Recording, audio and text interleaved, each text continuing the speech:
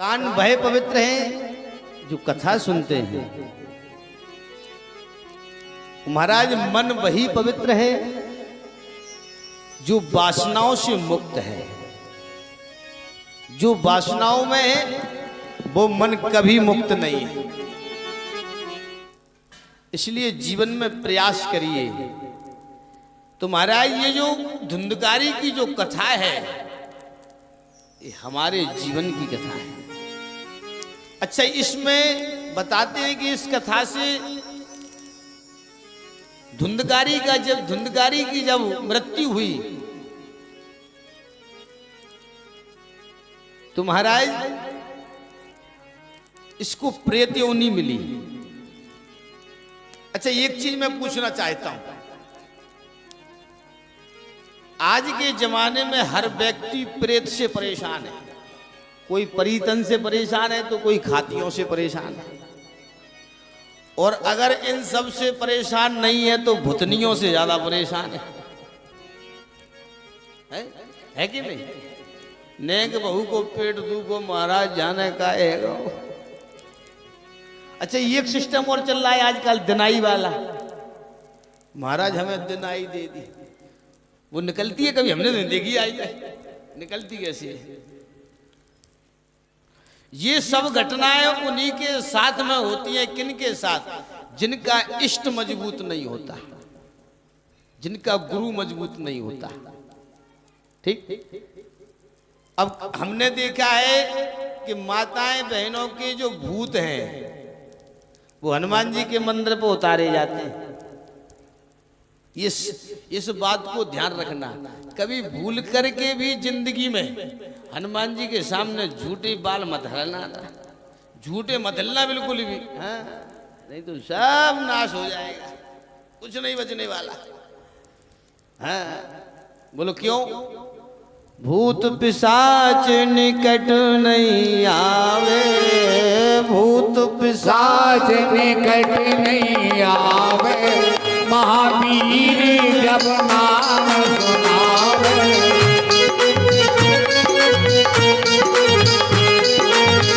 भूत पिशाच निकट नहीं आवे, महावीर जब नाम सुनावे।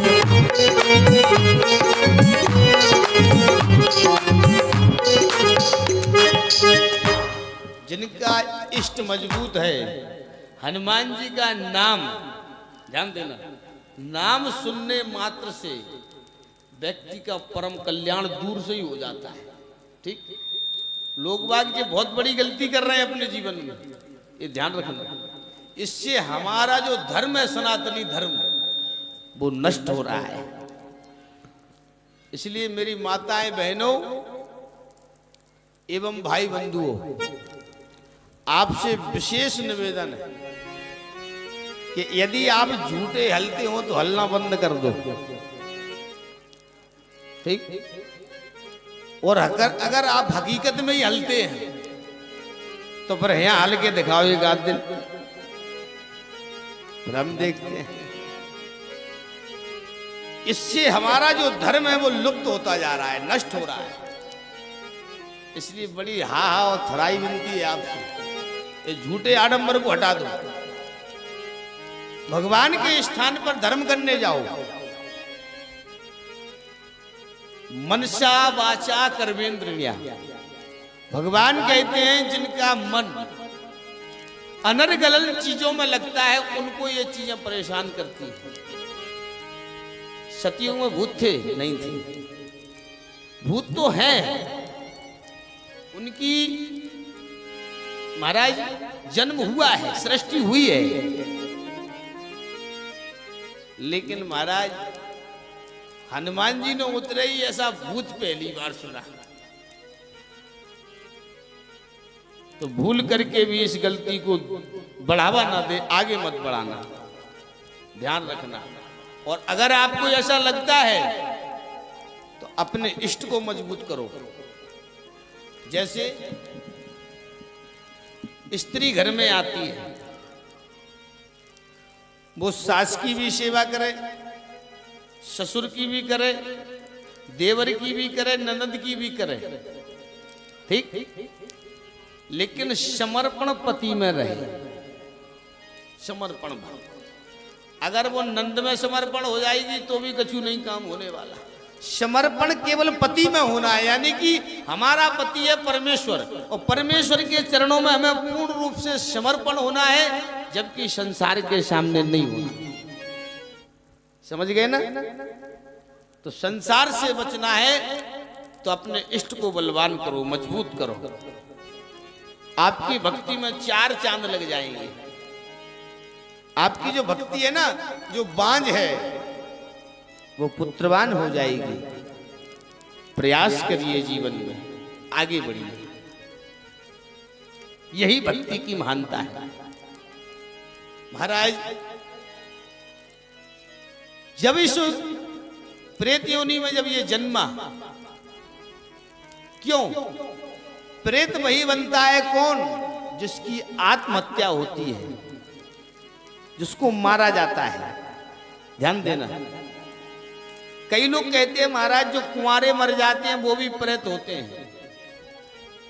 भागवत में देखिए क्या लिखा है, गया श्राद्ध सते नपि मुक्तिर मुक्तर में न भविष्यति। बोले महाराज, जिस जीव का सही तरीके से पिंडदान नहीं होता, जिसका सही तरीके से अंत्येष्टि कर्म नहीं होता, जिसका सही संस्कार नहीं होता, वो व्यक्ति प्रेत बनता है। जो आत्महत्या करके मरता है वो पुरुष प्रेत और भूत बनता है। ठीक, अच्छा। और जो माताएं आत्महत्या करती हैं, तस्य भार्याम चंडालस, वो चंडाली बनती है, उनकी मुक्ति नहीं होती है। अच्छा, कई लोग कहते हैं महाराज हमें अपने परित बैठाने, इस बात से मैं तुम्हें समझा दूं। कई लोग कहते हैं हमें परित बैठालना है। जरा ध्यान देना, क्या धुआं को तुम रोक सकते हो? धुआं को पकड़ सकते हो? नहीं। हवा को पकड़ सकते हो? नहीं। आग को पकड़ सकते हो? नहीं। जब धुआं और आग और हवा को नहीं पकड़ सकते तो परित को भी जिंदगी में नहीं पकड़ सकते। तो ये झूठी बातों से दूर हट जाओ कि हमें परित बैठालना है। परित बैठता नहीं है, उसकी शांति होती है। शांति कराओ। कैसी?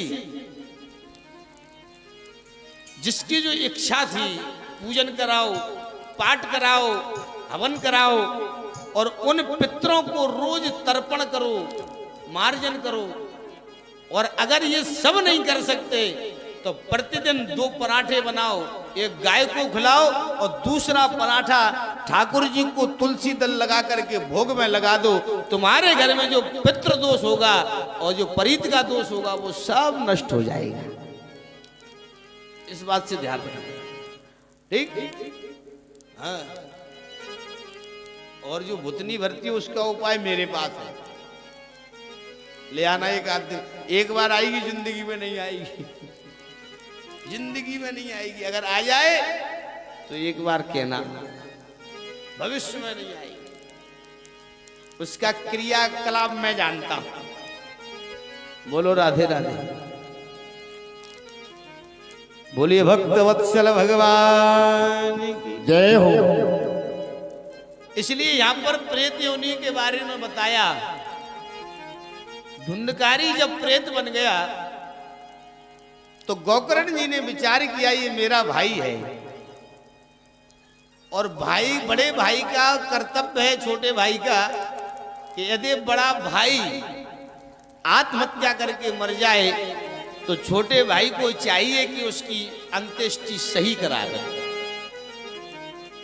गोकर्ण जी महाराज ने विचार किया क्या करूं, तो महाराज 7 दिन तक इनको भागवत सुनवाई और कैसी भागवत सुनवाई? बोले एक आसन पर बिठा कर। ध्यान देना मेरे भाई बंधु, 7 दिन में जो कथा सुनी जाती है, परीक्षित को ये नियम है कि 7 दिन तक एक आसन पर बैठ करके कथा सुनना चाहिए।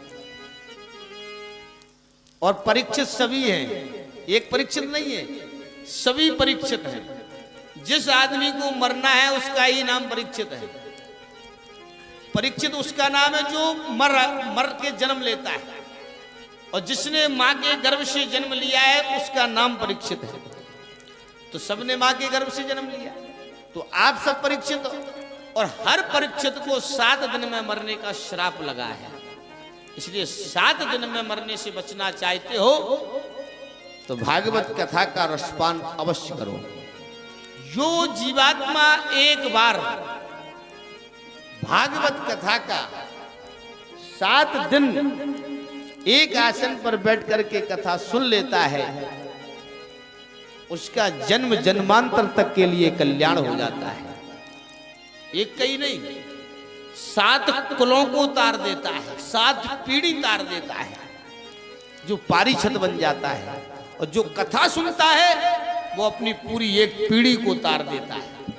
अब बताइए, हींग लगे ना फटकरी रंग चोख हो, लगना कुछ है नहीं, हा? केवल बस घर से आओ, चकाचक महाराज जी से पहले पधारो। ले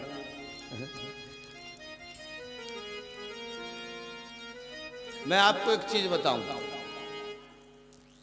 यही भक्ति है। भक्तिम लभते श्रद्धावान भवेत्। भक्ति जब ही प्राप्त होगी जब श्रद्धा होगी। इसलिए श्रद्धा जीवन में लाओ। श्री सुखदेव कहते हैं, राजन, जब 7 दिन की कथा सुनाई तो 7 गांठों का एक बांस लगाया गया। उस प्रेत का जो बांस था वो बांस में आया। ठीक, इसलिए कहते हैं बांस को कभी जलाना नहीं चाहिए। क्यों? कहते हैं जो बांस को जलाते हैं वो अपने वंश का नाश कर देते हैं। सब कुछ जलाना जीवन में। बांस और दाव, दाव माने कुसा, मतलब कांस। अब आप कहोगे महाराज वो अंत्येष्टि में तो कांसा ही लगता है, जब जलाने जाते हैं। जब वो अंत्येष्टि में लगता है तो उसको जड़ से नहीं काटना चाहिए, ऊपर से काटना चाहिए, उसकी जड़ नहीं काटना चाहिए। जो जड़ सहित काट के जला देता है उसके वंश में कई जन्मों तक पुत्रों का जन्म होता ही नहीं। इस बात को विशेष ध्यान रखना। अच्छा, आजकल अगरबत्तियों में भी बांस आ रहा है,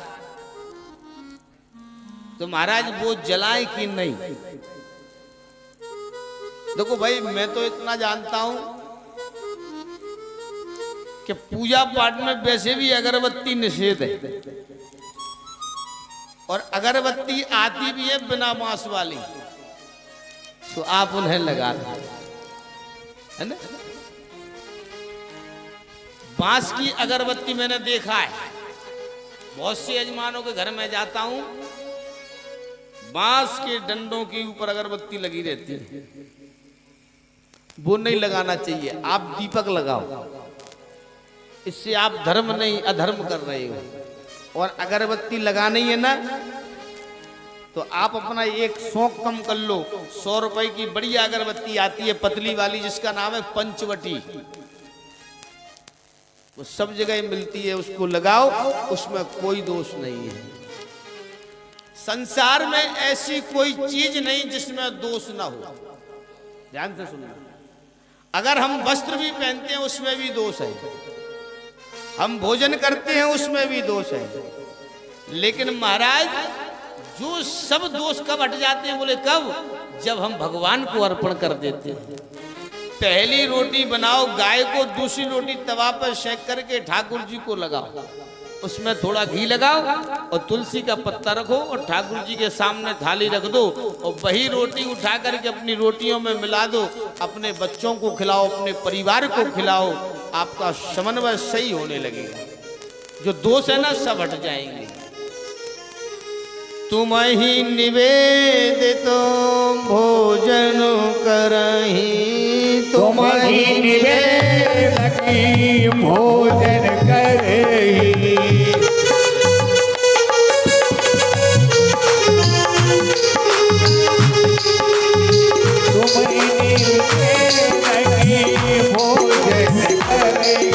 गुरु प्रसादे पठे भूषण भरे तुम्हारी लगी भोजन कर।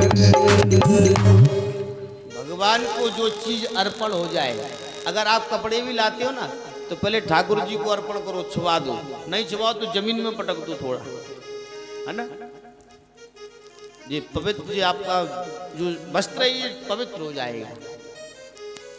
ये करा करो, ये छोटी छोटी क्रियाएं यही हमें आगे ले जाती हैं। देखो मेरे मतलब है कहना, कथा में निकल रहा है, मैं बता रहा हूं, मानना न मानना ये आपकी खुशी है, ठीक। मानोगे तो अच्छा रहेगा, नहीं मानोगे तो मेरा क्या ले जाओगे, मुझे तो पैसे ही दे रहे हो आप, चढ़ा रहे हो और मैं ले रहा हूं,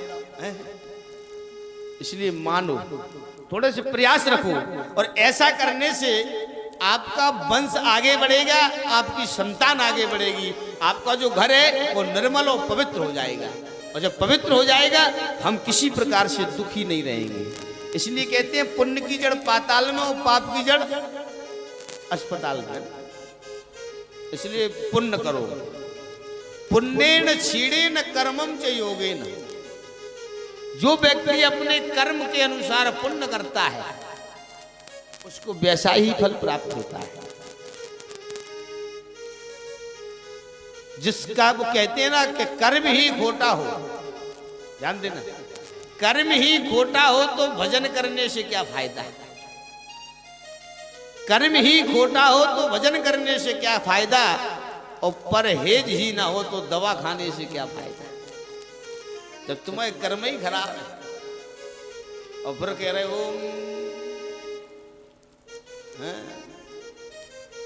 कर्म खराब है, और घूंघट इतना बड़ा डाल लिया और ससुर से कह रही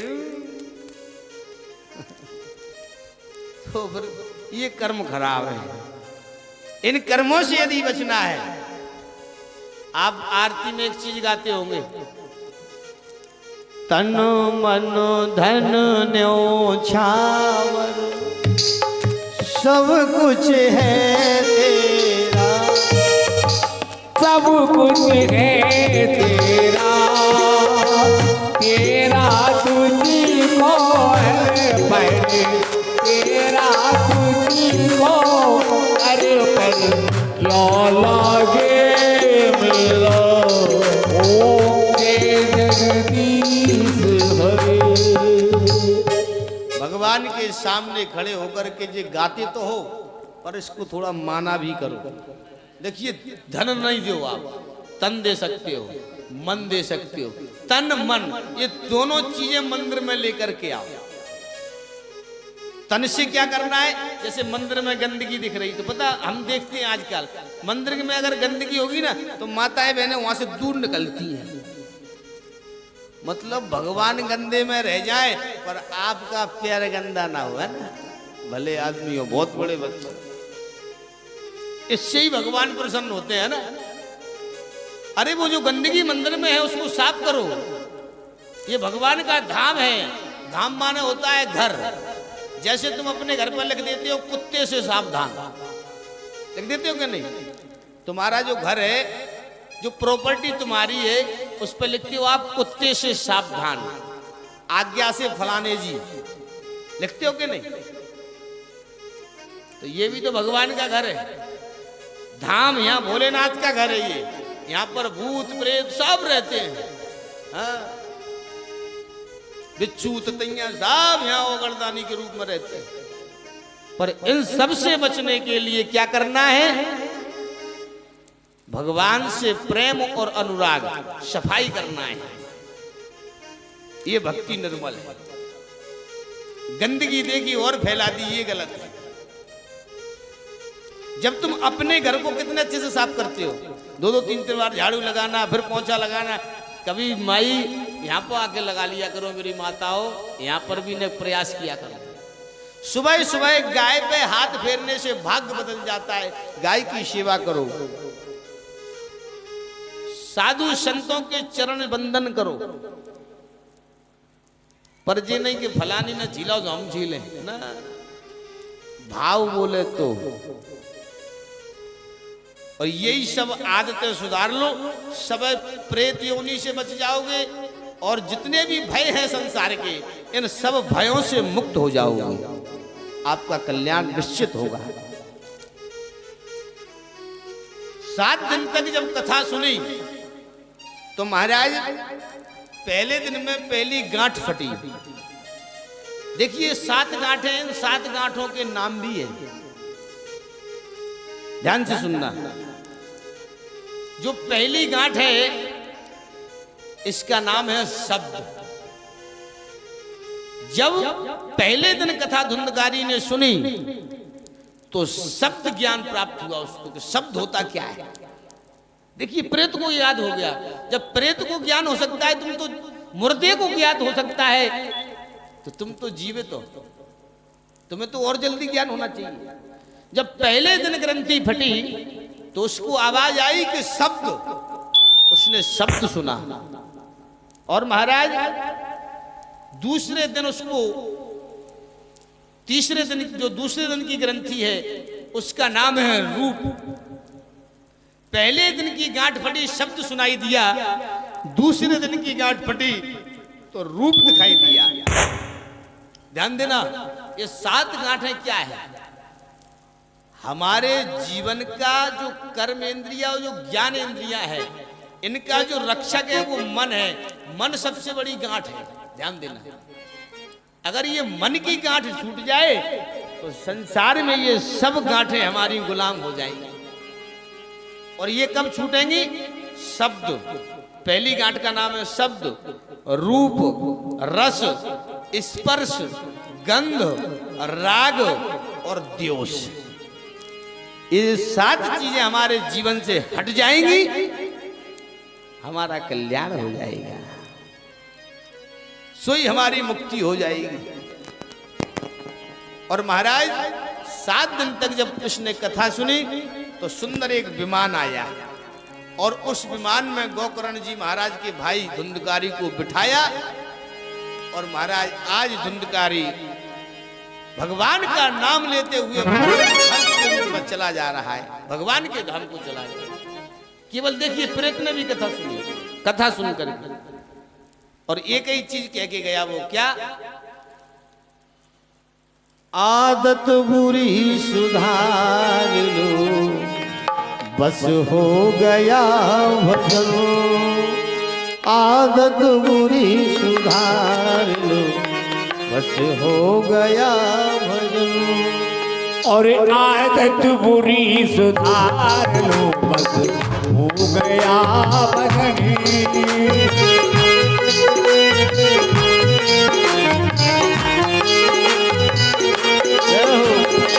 आदत बुरी सुधार लो, बस हो गया भजन। आदत बुरी सुधार लो, हो गया भजन। और मन की तरह मार लो, बस हो गया भजन।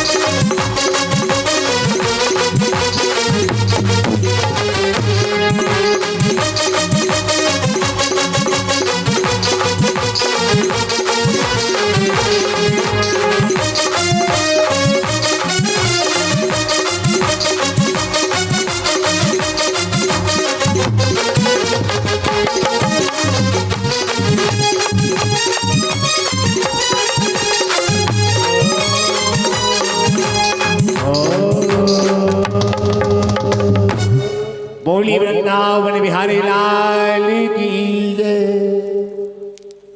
तो जो कथा का जो सार है ना, ये आपको तभी प्राप्त होगा जब आप अपने जीवन में बुराइयों का अंत करोगे। मैं ये नहीं कह रहा हूं आपसे कि आप किसी की बुराई नहीं करो, मैं आपको डांट नहीं रहा हूं, केवल आप अपने आप की बुराई देखो, दूसरों की नहीं। दूसरों की देखिए गड़बड़ हो जाएगी। अपनी मैं कहां बुरा हूं। जब आप एक उंगली किसी और पे उठाते हो, तीन आपके ऊपर होती है, देखो जी, है ना। पहले अपने आप को झांको। बुरा जो देखन में चला तो बुरा न मिलिया कोई, और जो दिल खोया आपनो तो मुझसे बुरा न कोई। आप किसी और में बुराई मत देखो, अपने आप में देखो।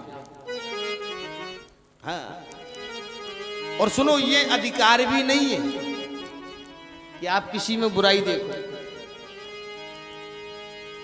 महात्मा बुद्ध कहते हैं, जो बुद्ध अवतार चल रहा है अभी कौन सा अवतार चल रहा है? बौद्ध अवतार। पंडित लोग संकल्प बोलते हैं जब उसमें कहते हैं श्री श्वेत वाराह कल्पे बौद्ध अवतार है। बौद्ध अवतार चल रहा है, ये भगवान का 23वां अवतार चल रहा है। तो इस अवतार में स्पष्ट कहा है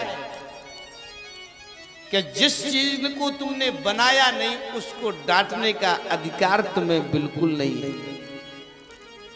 एक अंगुलीमाल नाम का राक्षस था। इसका नाम अंगुलीमाल क्यों पड़ा? ये सबकी उंगलियां काट करके अपने कंठ में पहनता था। जो मिलता था उसकी उंगली काट करके अपने गले में पहन लेता था। एक दिन महात्मा बुद्ध उसको मिल गए।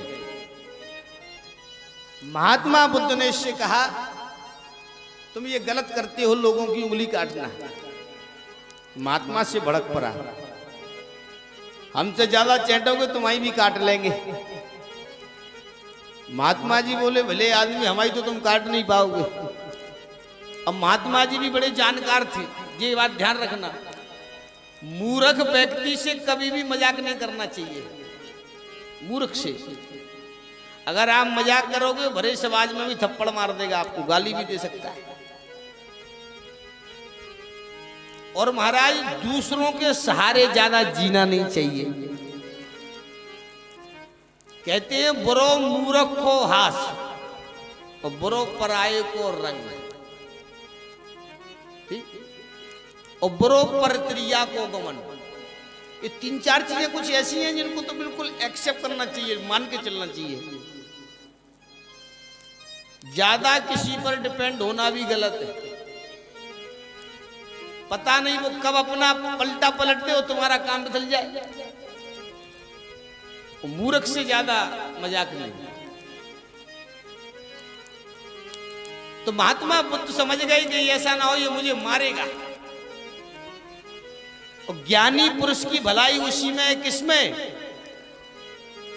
जब वो ज्ञान की कथा सुने और ज्ञान को जानता हो, मूर्ख से दूर हट जाए। देखिए, कंस जो था मूर्ख था, वसुदेव ज्ञानी थे। जब कंस इनकी पत्नी को मारने लगा तो भगवान ने पता क्या किया? वसुदेव ने विचार करने लगे, अगर हम इससे लड़ेंगे तो इसकी बाजुओं में ज्यादा ताकत है, ये हमें भी मार देगा, हमारी पत्नी को भी मार देगा। तो महाराज विनय करने लगे। विनय की है, शांत हो जाना चाहिए। जब दुश्मन का पलड़ा भारी हो तो अपना पलड़ा बहुत नीचे कर दो, तो आपको बच जाओगे। तो महाराज यहां पर भी यही हो रहा है। महात्मा बुद्ध से कहने लगा, मैं तुम्हें मार दूंगा। महात्मा बुद्ध ने विचार किया, ये मार देगा, तो बचने के लिए क्या करना चाहिए? तो कहने लगे, बेटा एक काम करोगे? तुरंत शब्दों को बदल दिया। बेटा एक काम करोगे क्या? बोले, एक तुलसी का पत्ता तोड़ लाओ। मांगा तो था तुलसी का पत्ता, वो पूरा पेड़ तोड़ लाया। महात्मा जी ने कहा, एक काम करो, इस पेड़ को लगा दो। भड़क पड़ा, अरे जो चीज एक बार टूट जाती है वो कैसे जुड़ सकती है? महात्मा ने एक तमाचा मारा इसमें और कहा, सुन, जिस चीज को तूने जन्म नहीं दिया उसे उखाड़ने का अधिकार किसने दिया था? ये पेड़ तूने लगाया था? बोल नहीं, तो इसे तोड़ने का अधिकार क्यों तोड़ा तूने? अंगुली माल चरणों में गिर पड़ा। ऐसे प्यारे हमारा जीवन है, हम दूसरे हैं। अब गोकर्ण जी महाराज घर से जाने लगे। आत्मदेव महाराज को वैराग्य हो गया और महाराज दशम स्कंद का पाठ किया। आत्मदेव जी ने, उनका कल्याण हुआ। लेकिन गोकर्ण जी महाराज जब जाने लगे तो गोकर्ण जी महाराज ने अपने पिता को उपदेश दिया। ध्यान देना, ध्यान से सुनना। 5 वर्षेण पुत्रेण भवेत्, 5 वर्ष तक पुत्र से लाड़ करो। देखो नीति शास्त्र कहता है 5 वर्ष तक पुत्र से लाड़ करो। 10 वर्षेण ताड़येत्, 10 वर्ष का जब बालक हो जाए तो इसको डांटो, बहुत डांटो, ताड़ा ना दो। और 16 वत्रेण पिता मित्रेण, जब ये बालक 16 वर्ष का हो जाए तो पिता को चाहिए कि अपने पुत्र को मित्र बना ले। इसी में भलाई है और बना लेना चाहिए। आज गोकर्ण जी महाराज 16 वर्ष के हो गए हैं। जब ये आत्मदेव जाने लगे अपने पिता को समझा रहे हैं, पिताजी भगवान का भजन तो घर में भी हो सकता है। अच्छा एक चीज मैं आपको बताऊं, घर में लड़ाई दंगा हुआ नहीं कि हमारे सास ससुर ने चमटा उठाए, नहीं, हम तो चले हरिद्वार। घर में भाई खटपट चल बाबा के मठ पर। घर में झगड़ा हुआ नहीं कि सासू माँ ने गाल भुलाए गुब्बारे और उनने उठाया अपना थैला और चल दी। याद रखना प्यारे भाई बंधु, देखो कंचन है तजना देह का और सहज क्रिया को ने। ये सब जो बातें ना सब झूठी हैं। हम चले जाएंगे, ये बिल्कुल नहीं जाएंगे। हाँ, डरना नहीं है इनसे। और अगर ये चले जाएं तो जा से अच्छा क्या नहीं है। हाँ, पर ऐसा नहीं कि नहीं तुम उनको गाली दे के भगाओ, नहीं, प्रेम से जाए, बिल्कुल जाने दो, रोको ही मत। पापा जी मैं और चलूंगी साथ में, एक आध 2 दिन तुम भी संग में रह आओ, तो ये ना वहीं पता करे रहो। क्यों? अगर जो इस तरह भजन करता है कि घर में झगड़ा हुआ भजन करो, नहीं। श्री सुखदेव कहते हैं राजन, सबसे अच्छा भजन यदि है जीवन में तो वो है केवल ग्रस्त जीवन में, घर में रह कर। क्यों? यहां तुम्हारी सेवा भी होगी, भजन भी होगा, घर भी निर्मल होगा। पर महाराज आत्मदेव जब जाने लगे तो बड़ी सुंदर बात कही उन्होंने। हे पिताजी, आप इस शरीर को त्याग रहे हो, इस शरीर में क्या है? सुनिए। क्षितिजल पावक गगनु समीरा, क्षितिजल पावकी गगन समीरा, पंख रचित ये अधम शरीरा। क्षितिजल पावक गगन समीरा।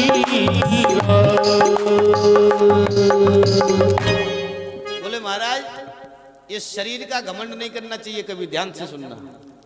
ये लास्ट उपदेश है गोकर्ण जी का कि देहि मांस रुधरे भिमतिम त्यजत्वम, जाया सुतादिषु सदा ममतां विमुञ्चो। अपने पिता को उपदेश दे रहे हैं, देखिए आप। और मैं उन पिताओं को सावधान करना चाहूंगा। कौन से पिता? जब पुत्र अगर बराबरी का हो जाए और पिता से कुछ शब्द कहे तो सुन लेना चाहिए, समझना चाहिए। अनुचित बात क्यों को नहीं, उचित बात क्यों को, जो उचित है। उचित सिखावन दी जाऊंगी, उचित शब्दों का प्रयोग करिए जीवन में। तो महाराज आज यहां पर गोकर्ण जी महाराज उचित शब्दों का प्रयोग करते हैं। कहते हैं हे तात, 5 तत्वों से मिलकर के ये शरीर बना हुआ है। तो मतलब हमारा शरीर जो है ये पंचायती धर्मशाला है। ध्यान से सुनना, पंचायती जो धर्मशाला है ना, उसका मालिक कौन रहता है? सरपंच और सेक्रेटरी, है ना? वही रहता है। सरपंच और सेक्रेटरी उसके मालिक रहते हैं, मतलब झूठे मालिक, मालिक तो कोई और। ऐसे ही हमारे इस पंचायती धर्मशाला का भी एक मालिक है जिसका नाम है नारायण। इसमें भी 5 कमरे हैं, क्षिति, क्षिति यानी पृथ्वी, जल, वायु, अग्नि, आकाश, ये 5 तत्व हैं। पर ये जो कमरा हमको मिले है ना, जैसे धर्मशाला में, जैसे आपकी लड़की का विवाह हुआ, कहा महाराज धर्मशाला दे दो तो धर्मशाला मिल जाएगी। धर्मशाला में आप रहिए पर उस पर कब्जा मत करिए। कब्जा करोगे तो सरपंच साहब और सेक्रेटरी आएंगे और तुम्हारे टीन टप्पर बाहर फेंक देंगे, आउट हो जाओ, ये तुम्हारे बाप की नहीं है, ये पंचायती है, यही कहेंगे कि नहीं? ऐसे ही हमारे शरीर पर ये 5 तत्व हैं। इस धर्मशाला पर भी हमारा केवल एक ही काम है, सुंदर भोजन बनाना तो सुंदर खाना भी, है ना? सुंदर भजन करना और भजन करवाना भी, दान देना और दान लेना, ये सब कर्म हमारे, ठीक। लेकिन इसमें ये नहीं है कि मतलब सब लेते ही जाओ, डकारी नहीं आ रही तुम्हें लेते लेते। तो ये धर्मशाला भी हमें छोड़ना पड़ती है। कब? जब मालिक का ऑर्डर मिल जाता है। और एक समय ऐसा आता है हमारा ये शरीर भी छूटने लगता है। तो फिर कैसी अवस्था हो जाती है बुढ़ापे में? देखिए आप, श्री गोकर्ण जी अपने पिता से कहते हैं, पिताजी मैं आपकी सेवा करना चाहता हूं, मैं आपको बाहर नहीं जाने दूंगा। बुढ़ापे में बड़ी दुर्दशा होती है। क्या होता है देखिए आप, आना सबका है बुढ़ापा। अंगम गलितम पलितम मुंडम, क्या क्या होता है? अंगम गलितम पलितम मुंडम, अंगम गलितम पलितम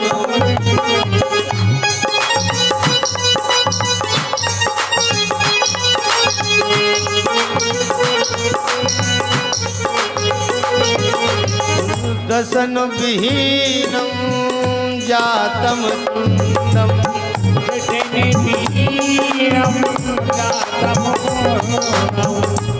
यह संसारे भज गोविंदम, यही संसारे भज गोविंदम, यह संसारे भज गोविंदम,